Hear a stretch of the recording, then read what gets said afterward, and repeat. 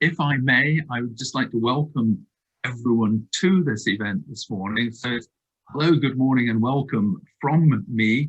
I'm Ian Gray, I chair the Egyptian British Chamber of Commerce here in the UK. And we've been organising the conference this week in partnership and with a great deal of input from the British Egyptian Business Association in Cairo. We are the two bilateral business organisations, and we have worked together to get this off the road. The chairman of BEBA is introducing some of the sessions, and I'm introducing some of the others. This is day 2 of our conference this week. It's a virtual conference, and we're presenting really an overview of Egypt and its green economy. And I think one of the things that we're certainly learning as we do more of these over time is that for those of us who go to conferences, we go partly to hear the presentations and discussions, but we also go to meet people with the same interests. And that's obviously much harder in the virtual world. So one of the things that we have now introduced is a platform called the Trade Accelerator. The Chamber of Commerce in the UK has done it in association with BEBA, with the Egyptian Business Association, and the Egyptian Junior Business Association. We've launched a platform called the Trade Accelerator, which is in effect somewhere where 24/7 you can wander into corridors or have a coffee break and meet people with a similar interest. But back to the formal agenda for today. Our session this morning is to cover economic diplomacy, shifting mindsets, multilateralism, all towards a sustainable, green and resilient economy. We are very fortunate today to have as our keynote speaker, Dr. Rania Al-Mashat, who is the Minister of International Cooperation. Minister, thank you so much for finding the time to be here today and contributing to organising this. And the whole session is going to be moderated by Lutfi Siddiqui, who is a visiting professor at the London School of Economics. So I'm going to step back now and leave it to Lutfi to introduce the panel. But thank you again, Minister, for coming today and contributing to the conference this week. Thank you. Thank you very much, Ian, and good morning, good afternoon to people who are joining us from both Europe and Asia. My name is Lutfi Siddiqui. I'm sitting here in Singapore right now, very excited to listen to and participate in this session on shifting mindsets through economic diplomacy. I think all 3 words, shifting, mindsets, and diplomacy, there's a lot to unpack there, so I'm really looking forward to that. And we have a very distinguished panel of 3, and I'll go to that straight away. All I want to say before that is that this is meant to be interactive, so please use the Q&A button, and we'll try and bring your questions in as much as possible. If I could introduce our keynote speaker, Her Excellency the Minister. Dr. Rania Al-Mashat is Minister of International Cooperation of Egypt. She's been in that post since December of last year. And before that, she was Europe's Minister of Tourism. In her current role, she oversees an active partnerships portfolio exceeding $25 billion and is responsible for engagements, bilateral and multilateral, with development partners, private sector, civil society, all stakeholders to help deliver the national economic agenda, which is in turn consistent with the UN's Sustainable Development Goals. Dr. Al-Mashat, as Minister of Tourism, embarked on a reform program, which by the time she left seems to have had incredible success. The revenue from the tourism sector grew by 66% from $7 billion to $13 billion by the time she left the ministry in December of last year. It's a great vision to execution story. Amongst many of the accolades and awards to her name, she is the 2014 member of the Young Global Leaders Community of the World Economic Forum. She received a PhD and MA from UMCP and her BA in economics from the American University in Cairo. And people would be familiar with her background previously with the central bank and with the IMF in senior roles as an economist.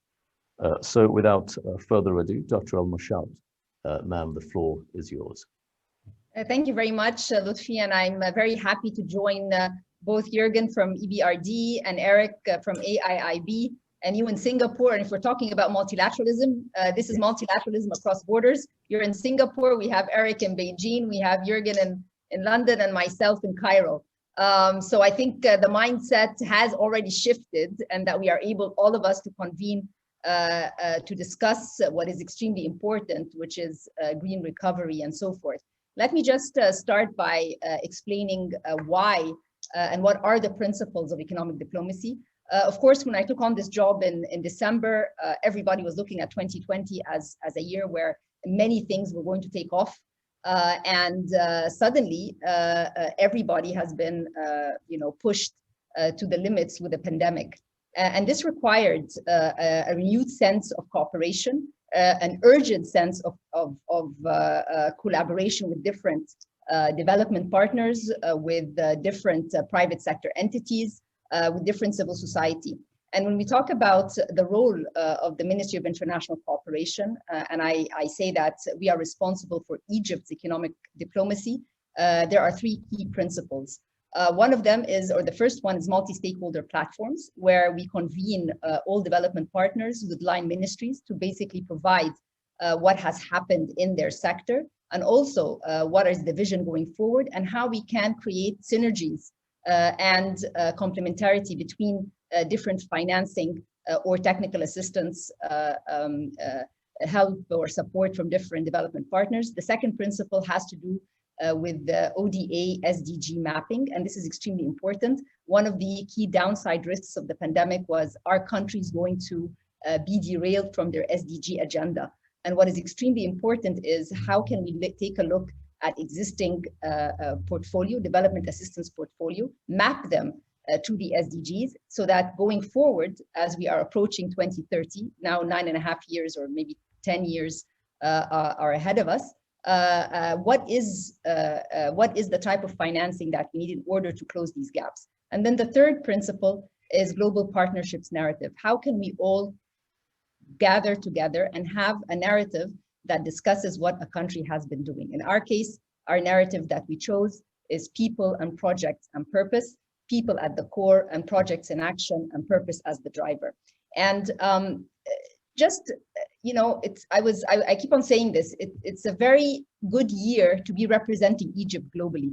Whether it was at the EBRD annual meetings or the World Bank annual meetings, Egypt is singled out as a country of positive growth rates in 2020, and also expectations of growth rate in 2021, actually approaching 5% in 2021. What does this what is the basis of this? The basis of this are actually very important reforms that took place between 2016, 2019 on the monetary and fiscal side, but also a very clear vision on how we need to move forward when it comes to infrastructure, when we need to look at sector reforms in education, social solidarity, and many others. And this is truly what helped us enter 2020 with a very strong footing. And what is even more compelling is that we continued the reform process in 2020 and have an outlook for 2021. The topic of the discussion is the green recovery. All of us know that we have been actually creating fiscal stimulus in order to push GDP going forward and create that economic activity and employment. And what was very significant on the green side, when you look at the case of Egypt, is that 30% of all investment projects had to comply with certain environmental criteria. This is something that the government announced.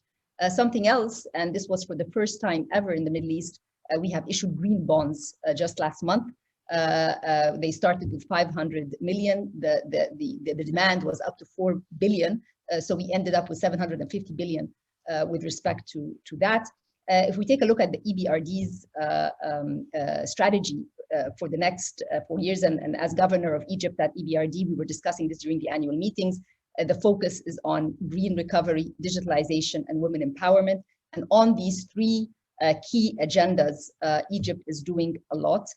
On the green recovery, I talked a little bit. When it comes to digital, there is a very ambitious reform program on education. that actually helped us face the pandemic by online schooling. And this is continuing to actually support an upgraded skill set for students so that they can face going forward a different type of market demand as we all are witnessing. And then the third has to do with gender.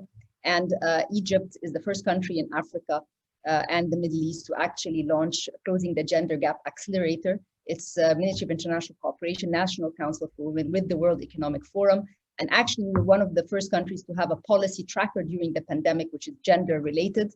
And we got first place in West Asia and the Middle East with 21 policy measures related to trying to mitigate the impact on women. So I will stop here. I just wanted to provide a basis to say that we have proven through different aspects during the pandemic that there's great resilience for the Egyptian economy.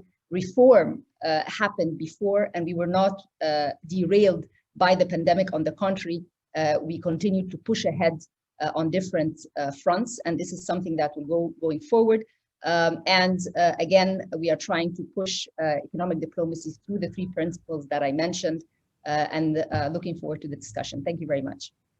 Thank you very much, Minister. I think what will be really encouraging for the business audience that you have here is the focus on execution. You mentioned a policy tracker, you mentioned very key identifiable KPIs, and that really is very heartening to see that it's not just vision and mission, it's very much execution focused. Our next speaker is Mr. Jürgen Richtering, EBRD First Vice President and Head of Client Services Group. Mr. Richtering oversees the Client Services Group, which is comprised of the banking, policy and partnership departments. He has overall responsibility for implementation of banking and policy objectives, ensuring that investments, engagements and advisory, they all deliver the maximum impact in the countries where EBRD operates. From July to November of 2020, so really this month, Mr. Richtering was also the acting president of EBRD, running the bank in the interim period. Before he came to EBRD in 2018, Mr. Richtering was the Chief Executive Officer and Chairman of the Management Board of FMO, the Dutch Development Bank. Over to you, sir. Thank you, Lutfi, for your kind and long introduction. And good morning, Your Excellency, Dr. Rania. Good morning, ladies and gentlemen. On behalf of EBRD, I'm of course truly honored to join you today for this session. Like all of you, I'm of course encouraged by the latest developments and yesterday's news that an effective vaccine can perhaps be rolled out before long. But ladies and gentlemen, it will still be a long time before the majority of people have received the vaccine.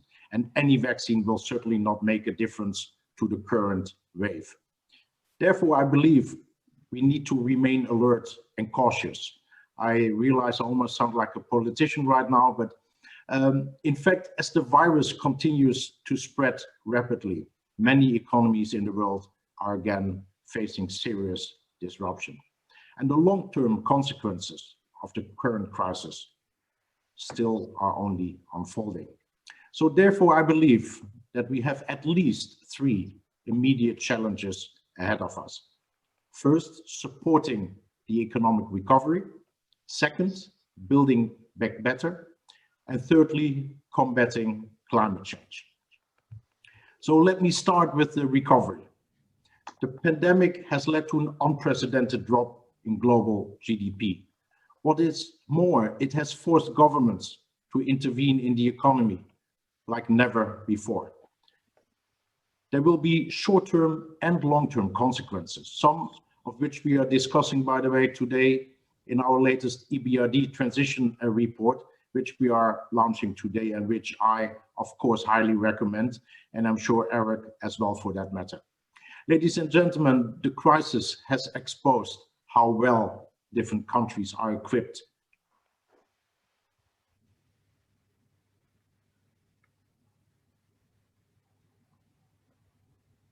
Oh, is it just me, or has Jürgen frozen for everyone else as well? Jürgen has frozen for me. Okay. Should we give it a few seconds to see if that changes? Otherwise, Jürgen, are you back? I think I'm back. Sorry for that. Yes, that's all right. Technique. We lost you just after the EBRD transition report. Okay, then let me then just start. Ladies and gentlemen, the crisis has exposed how well different countries are equipped to deal with such a massive blow. Some countries had resources and reserves to resort to, while others benefited from being embedded in bigger alliances like the European Union. Egypt also felt a severe impact of the crisis, not the least because of the collapse in tourism, but was one of the few countries, as Dr. Rania already mentioned, that avoided what the economists call a recession. In its anti-crisis measures, the country could rely on institutions such as the IMF, the World Bank, or, of course, the EBRD. For other countries, however, the opposite was true. The pandemic has forced many governments, especially in the developing world and emerging markets, into a painful financial stretch. As a consequence, in the coming years, public support for the economy will remain needed most where it is least available. This is the first illustrations where multilateral development institutions have a crucial role to play, where capacity and resources are in short supply or are missing for that matter. We must step in and we must step up. If the coronavirus pandemic has not alerted us to the existence of global threats and to the fact that they can only be addressed with global responses, nothing will. Second, building back better. The massive financial intervention to counter the impact of the coronavirus means that resources will be much scarcer for many years to come. This is a challenge, but we must learn to turn it to our advantage. As the old saying has it, necessity begets ingenuity. We need to be smarter, and we must address issues that have been left unresolved for far too long. The question, therefore, is how we can build a sustainable recovery. One that combines growth with the Sustainable Development Goals, one that fast-tracks lessons from the crisis, like, for instance, the reorientation of supply chains to secure vital supplies, or the future of work, of the impact of digitalization on the economy. Inclusive engagement is needed indeed to build back better. We urgently need to mobilize the private sector to support green recovery efforts as we emerge from the crisis into 2021 and beyond. But also the private sector has to play its role in overturning the inequalities in societies that the pandemic often has worsened even further. For example, in Egypt, EBRD has supported the El Sawadi Technical Academy to upgrade their skills development program, with a focus on the industrial engineering and gender equality in line with international standards. Thirdly, one central lesson from the crisis, in my view, is to spare no effort to prevent the next global crisis from happening. I'm certain that we will overcome the coronavirus pandemic, but we already know the next threat, and it's potentially so much larger. I'm talking, of course, about climate change, something no vaccine will ever protect us from, but joint action can and will. That's why green investing is at the heart of this, scaling back on fossil fuel while promoting renewable energy sources, or instilling efficient transportation means, such as spreading the use of rail networks for goods transport. In Egypt, for example, through our ongoing technical assistance to the Egyptian National Railways to restructure its freight business and waste recovery technologies, or through EBRD's investment in the Kitchener Drain Rehabilitation Program. All these are examples of investments that can help mitigate climate change to allow for sustainable growth and the building of green cities. The EBRD strives to be a pioneer in this. We have put green energy at the heart of our mission, and our goal is to become a majority green bank by the end of 2025. But what is true for every person and every state is also true for us. We will only achieve our goal in cooperation and alignment with others. The MDBs have an active role to play here, to lead, stimulate, and impact. Together, we can achieve big things. Your own Benban solar park near Aswan, which I visited last year, is case in point. EBRD financed 16 plants out of a total of 41, delivering 750 megawatt of solar PV capacity, which is more than half of the park's contracted capacity. Benban is expected to reduce carbon dioxide emissions by 1.8 million tons a year, equal to eliminating 4.6 coal-fired power plants, or about 400,000 cars. But equally important for us is also to nurture SMEs, the backbone of any sustainable economy. EBRD has to date provided over 2 billion euros to Egyptian banks for on-lending to SMEs.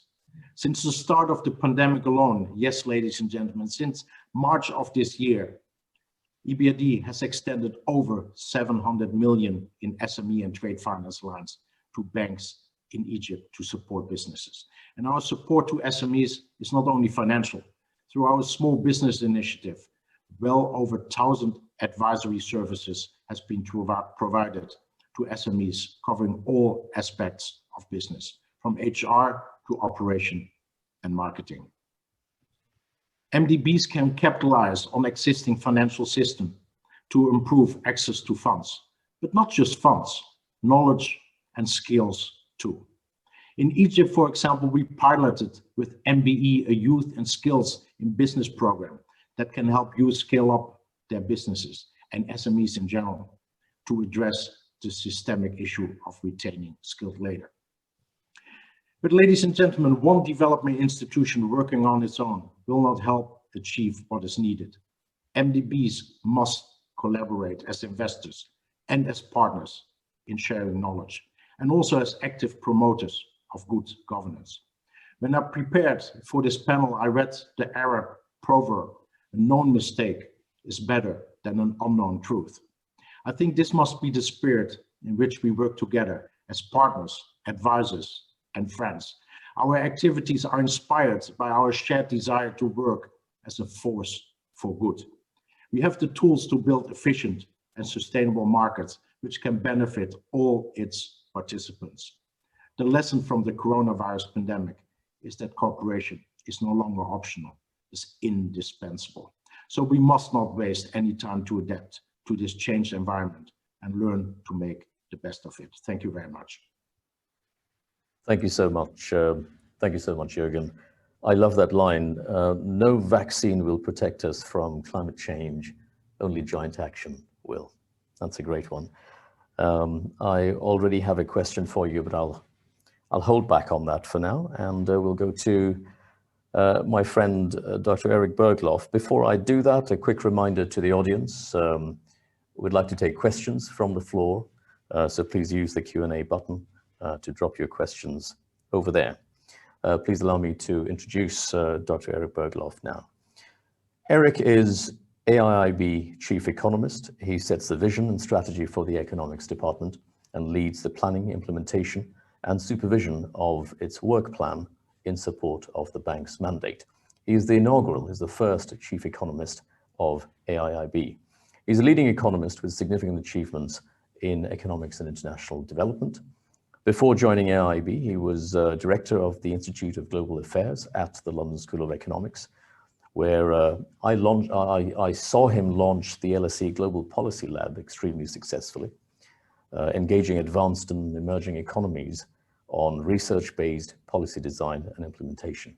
Before that, he was a chief economist at EBRD, and during his tenure, he helped create what's known as the Vienna Initiative, a European crisis response that is credited with mitigating the impact and the fallout of the 2008 global financial crisis. More recently, in 2019, he has served on the high-level wise persons group on European development finance architecture. And in 2017-18, he served as Deputy Secretary of the G20 Eminent Persons Group. Over to you, Eric. Well, thank you for that very lengthy introduction. You took half of my presentation time, but thank you. It was absolutely delightful to listen to Jürgen here, because I was at the EBRD when we were asked to go into Egypt. And of course, it was something that was completely new and unknown space for us at the time. To hear how much has happened in that very short time period, and how Egypt has become such an important part of what EBRD does. And I think also EBRD has become very important to Egypt. So I was actually going to maybe take up where Jürgen ended. So I was going to say a few words about multilateralism and maybe then come down to where where Jürgen started. What does AIB and what should other IFIs do in Egypt and maybe more widely. I was going to share a little presentation that I prepared, but I think I hope it's visible. Is it? Yeah, we can see it. Perfect.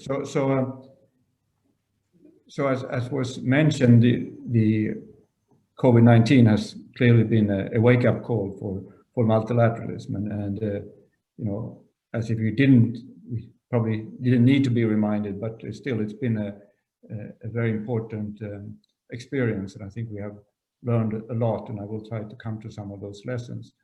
This is the growth forecast from the IMF, the October World Economic Outlook, and red here is more than -3% growth, and the orange is 0 to -3%. So you can see that most of the world, and as we mentioned, Egypt is one of the few cases of countries that actually has positive growth. That also includes, of course, China, but it's truly been an unbelievable hit to the world economy, and something that will take a very long time to recover from. And even if we, as we hope, will get a vaccine, it's going to take a long time to distribute that. We will know that we will probably not reach all the world's populations, and some people may not even be willing to take it. So, the COVID will cast a long shadow over the world economy. And, when we talk about multilateralists, so this is, of course, there have been some very fundamental changes in the world. And when we talk about economic diplomacy and reviving multilateralism in the context of Egypt, we have to realize that there has been such fundamental shifts in terms of a multipolar world with new poles of growth, more equal players, more push down towards the regional and the national development institutions away from the global institutions. There have been a lot of new challenges, challenge of completely new scale, new urgency and complexity. And we talked about climate change, but of course we have seen now also what pandemics can do, and there are a number of other such very complex and global challenges. And of course, we are at the same time more interconnected. And of course, we saw from the COVID-19 the extent of interconnectedness, because that made it accelerated the virus that was already very virulent on its own. It spread very quickly. And we also saw that this brought out and reinforced and reminded us of very deep economic, social, and political divides that have grown in recent years. So what it really called for is a new and new inclusive multilateralism that actually delivers. And I think this is where the sort of Egyptian experience is particularly interesting. So I think the lessons we draw is that there's massive cost from the lack of preparedness. There was very clear that some parts of the system were the weakest links, and particularly, I think basic healthcare has become something that we are much more aware now of the weaknesses. It's global, but also here in Asia, very much something that we need to think about. There's a much broader understanding for that we need to build more resilience. We need to be much more aware of the planetary boundaries. We need to collaborate multilaterally on these agreed goals, on the Sustainable Development Goals. And we need to, as we now go into the second phase of the crisis response, it's very unlikely that the development bank will have sufficient resources. Will the IMF have the right tools, the right resources? It's doubtful, and we need to look at that. And because all this needs to translate into a greener and more sustainable recovery. Let me say a few words about the AIB. I'm a newcomer here, of course. I've been here for a month, but I think I view our AIB as part of a new dawn for multilateralism. This was an institution that was shaped by the emerging world in collaboration with advanced economies. It has now 103 shareholders. We've tried to learn from successes and failures of existing institutions, and working very closely with these institutions to raise standards. This concept of lean, green, and clean, or clean, and green has become sort of a motto for the institution. And in the COVID-19 response, it was very quick to, and it predates me, so I can say that as an observer, it was a very impressive, quick response. $13 billion US was put aside for a crisis recovery facility. About half that has been invested. Another 3 billion is in the pipeline, and then thinking about what to do with the rest. But clearly, what we will have to think about is again, this weakest link, the health sector. We didn't invest anything in the health sector really prior to COVID-19. Suddenly we have now, as I said, this crisis recovery facility. A lot of money went into budget support for health care. We probably won't continue with that type of support, but it's clear that the health sectors around Asia and maybe more widely, it requires a lot of investment. At the same time, we also have to be very much aware of their sustainability. We cannot achieve the Sustainable Development Goals at the expense of financial stability. We know that financial instability, financial crisis can make us lose decades of development. So against that background, what can AIB and Egypt do? Well, Egypt is a founding member of AIB. The portfolio is still very modest compared to what the EBRD has established, but it has a 660 million portfolio. We are part of the Benban Solar Park and have 11 projects there. We have a rural sanitation project, working with the National Bank of Egypt on a 200 million liquidity support to reach small and medium-sized enterprises. We know how important it is to get these resources out very widely, and we think National Bank of Egypt has a very interesting network that we can use. They've used it in the past as well. We follow very closely Egypt's very exciting experiments with building integrated green and sustainable cities. And particularly we follow Dr. Rania's very interesting approach to the Sustainable Development Goals. I think he's very focused and also evidence-based approach to achieving the Sustainable Development Goals, translating them into things that are actionable at the level of individual cities, individual companies. Also for an institution like AIB, it's very important to be able to measure what we do eventually in how much we are managing to move things towards the Sustainable Development Goals. So again, Egypt is a model for how we should think about multilateralism. So with those words, I wanted to thank you for having me. Thank you, Eric.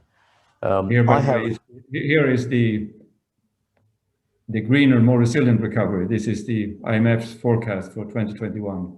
This, of course, predates the second wave. It's from October, but it's hopefully a more uplifting picture than the one I showed earlier. So thank you. Thank you. It's great to see the questions are coming in. I have some as well, and I'll try and combine them as we go along. Let's take one for Dr. Al-Mashat, and the question is from Dina Suleiman. The question is, there seems to be a lot of good things that's happening, and I confess I wasn't aware of many of these things. The question is, if reality is that much better than the perception, what can be done to enhance the image of Egypt? Well, thank you very much, Dina, and you, Lotfi, for being the perfect candidate, because basically what we're trying to do through this global partnerships narrative is to create a compelling and contemporary way of telling the development story, so that the idea of collaboration with multilateral banks, whether it's AIIB, EBRD, and Egypt has been a founding member at EBRD as well, similar to AIIB. And the point is, how do we go beyond just a number of financing to humanizing this financing? Who are the beneficiaries of these projects?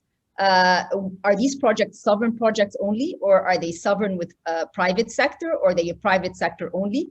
And which SDGs do they address? So that's why what we are doing now is mapping all our development assistance with all development partners, and we're doing this in collaboration with them so that we can identify, because remember, SDGs were started in 2015, and when the project documents were drafted, there wasn't a particular focus on exactly which SDG is in there. So we're doing this, ex post. And then in the new projects, we're actually doing more effort to ex ante be able to identify them. So first, it's the vacuum that Dina's talking about and that you mentioned is something that I felt as well. I've been a minister in Egypt before Minister of International Cooperation for 2 years as Minister of Tourism, and I wasn't aware of all these projects, and I wasn't aware of that we have STEM schools for girls, boarding schools for girls from Upper Egypt, and that comes on the basis of a government that has a vision to invest in girls, to invest, to increase their skills, technological skills. That's just one example. When you take a look at BIMBAN, it started with a structural reform related to feed-in tariffs. So the government took that reform, and that opened the potential for IFC, EBRD, for the private sector to come in, and it was part of the very bold subsidy reforms that the government took under with the energy reforms that took place on the fiscal side. So that's why we are putting a lot of effort now on creating the development stories, because development stories are not boring. They're very important. They affect citizens, and they create opportunities for private sector engagement, and they create opportunities for civil society as well.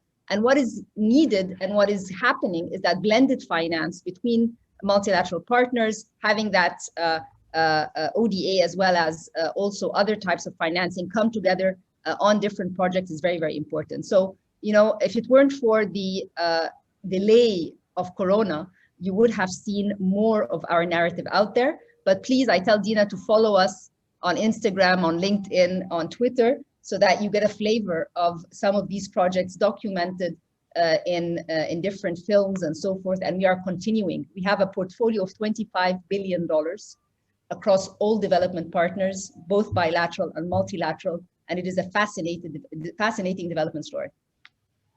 Excellent. And it's telling that the three principles that you outlined right at the beginning, the third one was about narratives. So clearly it's on the radar. Let me take a question for Mr. Rectoring. The question is from Doa Abdul Munim.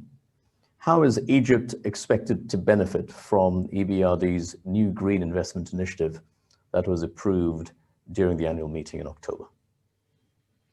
That's a very good question, and someone clearly has some insight.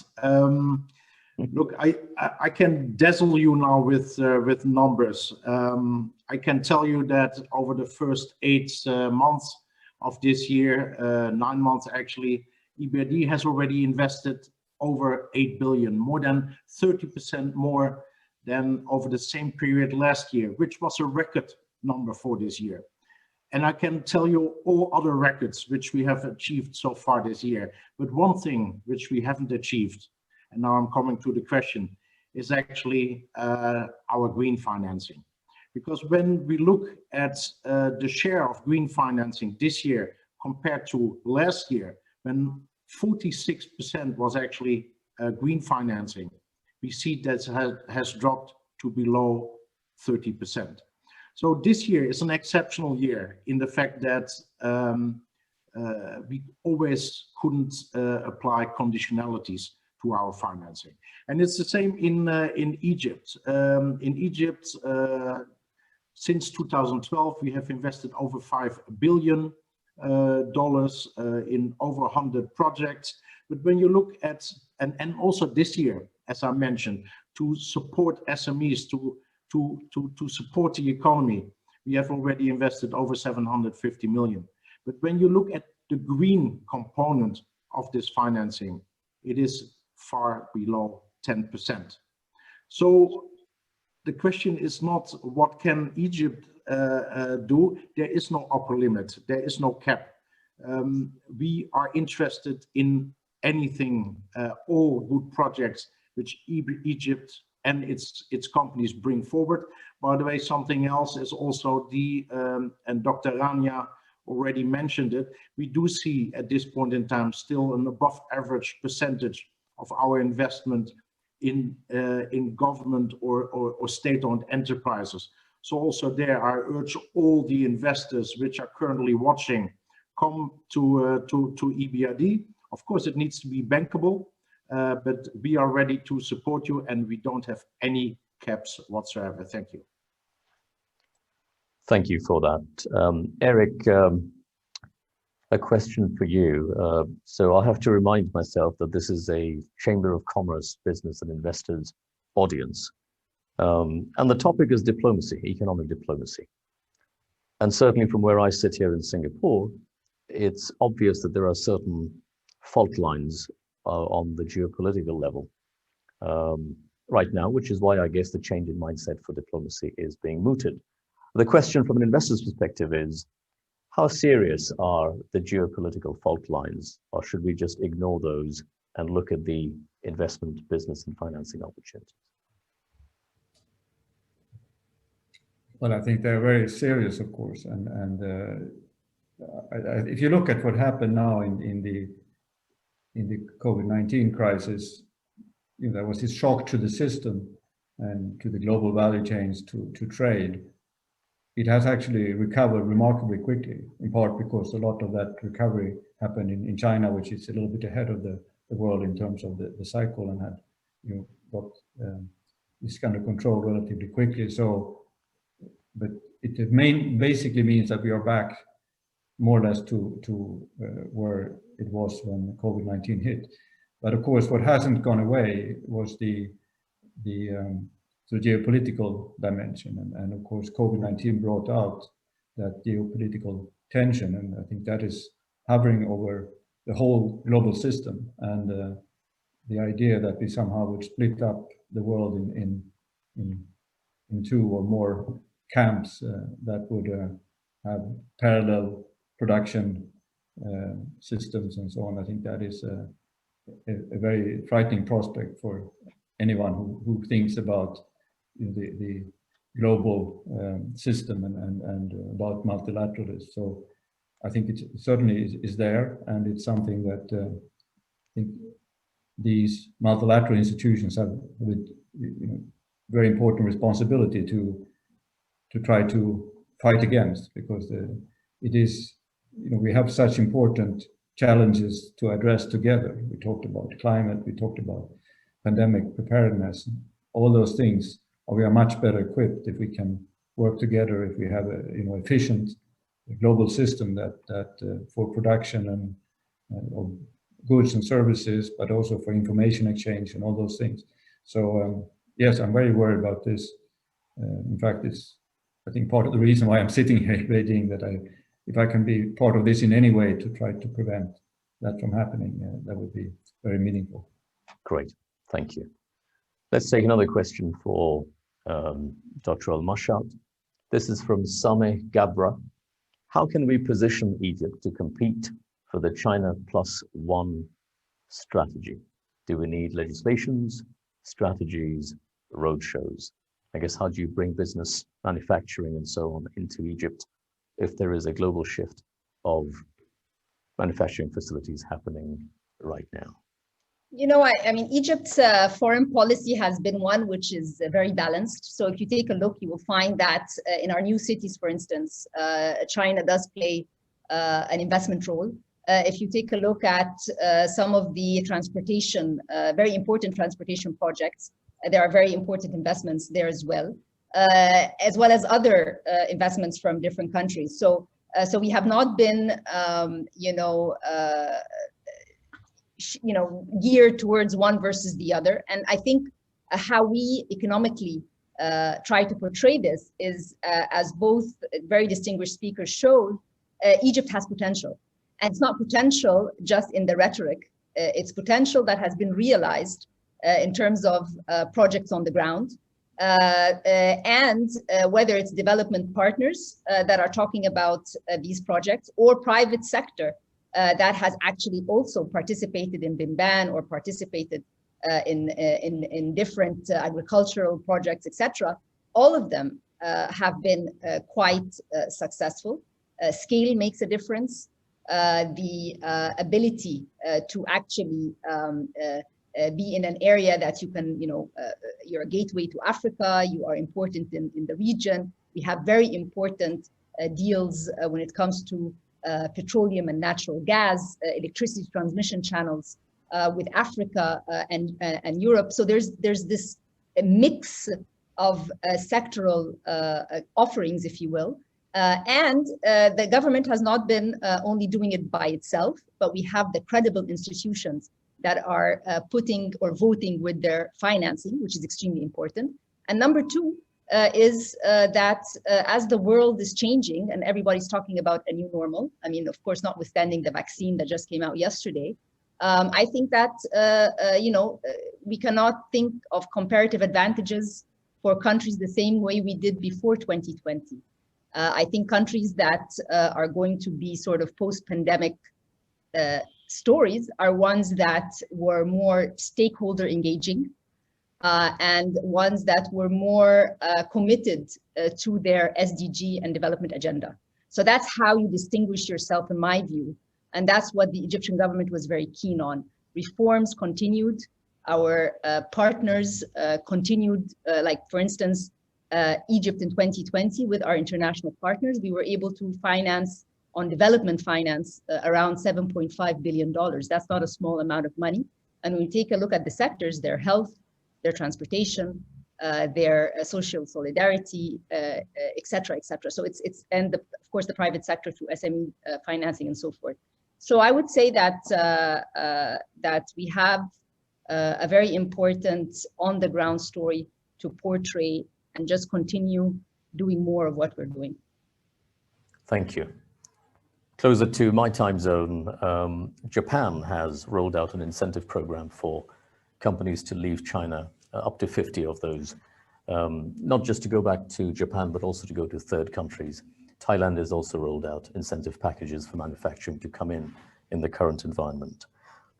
Should I take this question for Mr. Richterink, if you would like to answer this, which is, are there global examples of getting mid-sized companies, so not just the big ones, the mid-sized companies to deliver green or net zero emissions that Egyptian companies might emulate as action needs to happen at all levels?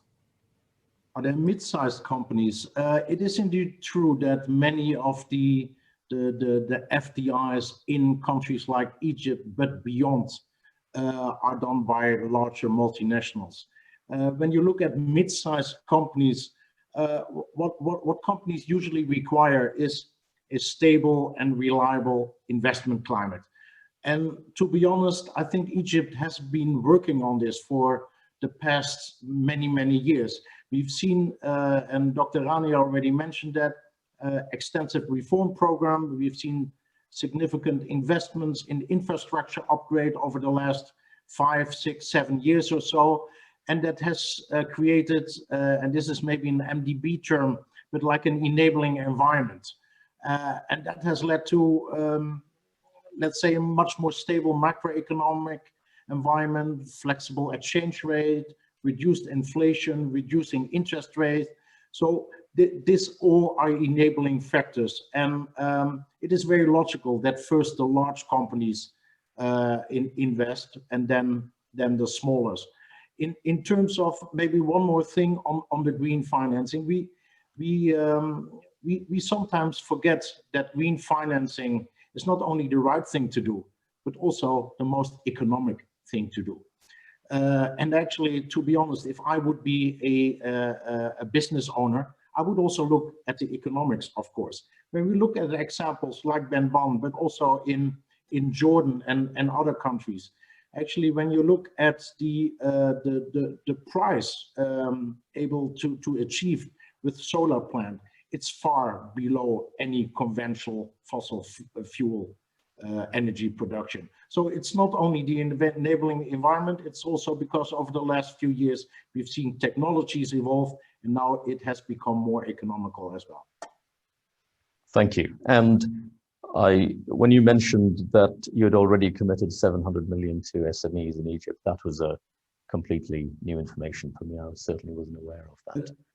That is only, this is only particularly this year. But as a development bank, we do have boots on the ground, as we call it. We do have very strong local offices. In Egypt, we have specialists there on the advisory for small businesses, so who are working with SMEs. But to do real financing to smaller and medium-sized businesses, you need to have an extensive network. So what we typically do is actually we work with partner banks, and we have many of these banks in Egypt. We provide them with a financing line, and actually they then on-lend it to the SMEs, because you once in a while need to kick the tires, meaning you need to be really truly on the ground to do that. Great. So I have one last question. Let's take the last question remaining from the chat room, from Sheriff Zaki. I assume it's addressed to Dr. Rania. COVID-19 was clearly unexpected, may have thrown us off course, but to be fully prepared for the future, what are the main aspects of our economic development plan to mitigate expected downturns? I would say reform. You know, all of us, whether citizens, policymakers, business owners, women, men, young, old, everybody has been tested. And I think everybody rose to the plate to a large extent. And the sense that no one can do it by themselves, this concept of isolation and every country on its own, I think there is that rhetoric, of course, but I believe that it's only through collaboration and cooperation. Everyone has a place at the table. Jürgen had mentioned shared experience, but also there have been failures that you bring to the table and you discuss and you want to avoid going forward. So, you know, we were very lucky with the pandemic because we had technology. If we have a technology crisis or a cyber attack that, you know, and you and I were on a panel with WEF when it came to societal risk. I think the two crises that we have not yet witnessed as a globe are cyber crises or a very big climate crisis. So I think those aside, if anything else, God forbid, happens, I believe we can actually continue to work together, build back better, be more inclusive, and actually have all stakeholders together on the table. Great. So I have a last question for Eric, and then one question for everyone, and I'll tell you what that one question for everyone will be before I ask Eric the question. The last question I wanted everyone to, the message to leave us with is, given that this is a business audience, from your vantage point, as facilitators of business. What is it that what's a positive message that you'd like to send them? But more importantly, what is the one thing that you would like to get back from business? What is the mindset change that you would like to see amongst private sector businesses and investors? But before that, Eric, my question for you, this can be very general, doesn't have to be Egypt specific, is to do with public-private partnership, where the invitation is for the private sector to work with the public sector and maybe also the social sector. But in practice, what sometimes happens is that you have a pacing problem or a capacity mismatch on different sides, and you get potentially frustrations. It's like a multiplayer game when one side has latency issues or low connectivity issues, and it may ruin the game for everyone. How is it in countries where they do public-private partnership well? How do they get forward movement? It's a big question, and I think a very important one. There are so many examples, unfortunately, of failed public-private partnership, also in Egypt for that matter. I remember traveling around some of the less developed areas of Cairo and seeing these canisters or used for garbage collection being as some part of some public partnership and being used to make statues of and so on. It was clearly a failed effort, and there are unfortunately many examples of that around the world, and it has to do with what you're alluding to. They are often sort of not very balanced in the sense that these operators come and they have experience from maybe hundreds of projects, and they work with local authorities and sometimes central governments that have limited experience. Egypt has built a PPP unit. I think I presume it's still around, and it was certainly there when I was more active in Egypt. But I think that's a very important part. You have to have local knowledge and in place.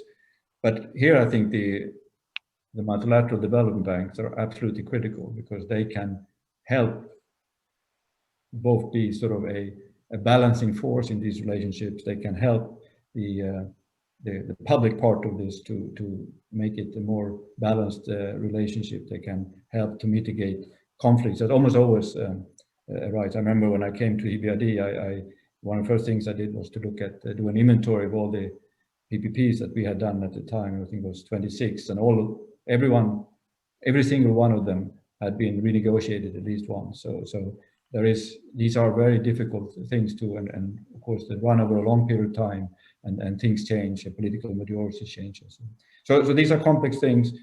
I think they're extremely important to get to work, because it's very important for the government to have that interaction with the private sector, to be challenged by the private sector, to pick up the skills of the private sector, but also to bring the private sector into, we see the positive side of the private sector. Of course, there are also examples of the private sector has been less helpful in feeding the corruption and so on. So I think it's extremely important that these relationships work. And of course, it's not just the extreme private, these PPPs, but it's also everything in between, which are collaborations between the private and public sector. So yes, I think this is very important, something that we should put much more attention to, I think, and again, the importance of the MDBs is critical. Okay, thank you so much, and we've come to the end of our time. But before we leave, one round of last messages, particularly for the private sector. Should we start with Jürgen? Would you like to go first? I always was taught ladies first, but I do my best. I want to end with her. So, no, in terms of mindset change, I would like to stress the need to address inequality, also from the private sector. At the beginning of the pandemic, it was said COVID is the same for all. It's not. It's different for countries. We've discussed this. Egypt comes out better than others. It's different for certain age groups. The older are different affected than the younger, but also for the poor and the rich. So, by the way, it's also a cause for populism.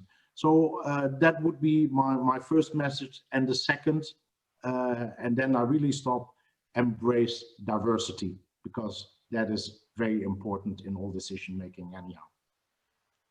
Thank you. Eric. I would like to say that resilience is a word that has to be in the DNA of businesses, governments, and this pandemic has shown us that there are certain risk mitigation tools or risk mitigation policies that we need to all take seriously. And as a previous minister of tourism, I've seen Egyptian private sector firms be able to weather storms and shocks of different nature in a very, I would say, very representative fashion. So I have a lot of faith in Egypt's private sector. And what everybody needs to be looking at are the fundamental, I would say, environments that provide for more expansions of activity, given the population size, given the diversified nature of the economy, and given the needs that this economy needs going forward. So on that note, I would say definitely, as Eric mentioned and Jürgen mentioned, private-public engagement, discussion is very, very important, whether it's through a PPP unit or otherwise. And that's why when you take a look at our standby agreement with the IMF, you will find that there are structural reforms that address competition, address certain legislation that will make private sector work more conducive and easier, or enabling, as Jürgen mentioned. Thank you. Eric, you have the last word. Well, I was going to pick up where Jürgen started or ended. I think what the COVID-19 has really brought out are these deep inequalities, and if anything, COVID-19 has further worsened them. And what I think, particularly in the Egyptian context, is the thinking about the equality of opportunities and creating opportunities for young people to be part of the recovery, to be feeling that they are providing meaningful, have meaningful jobs, and that they are building a future and can develop as individuals. I think, and again, diversity. That this should be applied to anyone independently of which gender, which ethnic minority, or which part of the country they come from. That is so essential, and so that would be the mindset, the equality of opportunity mindset. I think is what I would like to see more. Excellent. On that happy note, we bring this to an end. I'd like to thank the panelists. I certainly learned much, so thank you very much for that. And of course, thank you to our audience. Thank you, and we bring this to a close now. Thank you very much. Thank you very much for moderating. Thank you, Eric. Finally, on behalf of BEBA, I'd like to thank Her Excellency for joining us, the panelists, the moderator, and all the attendees. Thank you for your support, Your Excellency, and thank you, panelists. And it's been a very informative panel. Thank you very much. Shukran. Thank you. Happy car ride.